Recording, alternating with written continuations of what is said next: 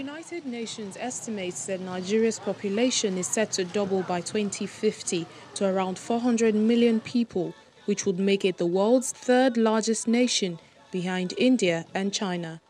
A special rapporteur on adequate housing, Leilani Faha, notes that there is a lack of official data for the government to develop an effective housing policy, despite the last census conducted in 2006. There is a huge amount of corrupt money flowing directly into housing. Luxury housing units are being created and left vacant. Private cities are being built within cities,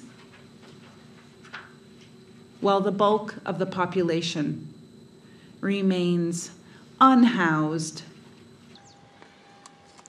In Nigeria, Lagos City has become a primary destination for rural to urban migrants in the country, with millions of people lured annually into the state for its perceived economic opportunities and GDP growth. With a growing population of over 21 million people, the need for property ownership drives the inflation on housing and accommodation in the metropolitan state.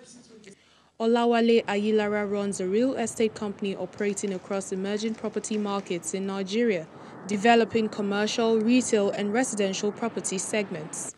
It's a bit difficult for us to achieve a systematic accommodation for people. So we are building horizontally. We're not building, I think this is horizontal, we're not building vertically. And we should do that, we should maximize airspace.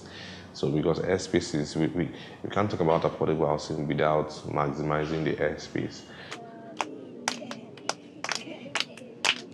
Northeast Nigeria has for the last decade been gripped by the insurgency waged by militant Islamist group Boko Haram that has forced around 200 million people to leave their homes.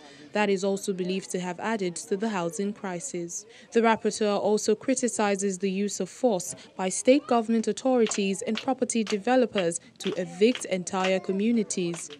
The practice is often carried out in cities, most notably in the port city of Lagos, to make space for luxury housing, which is unaffordable for the majority of locals.